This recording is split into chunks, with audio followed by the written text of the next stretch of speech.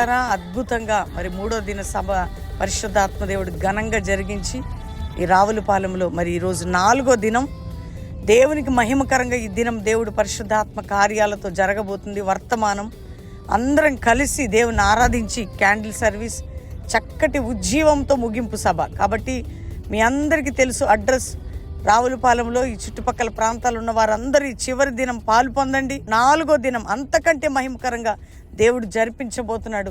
దేవుడు మీ అందరిని నడిపించి దీవించును గాక. Praise the lord.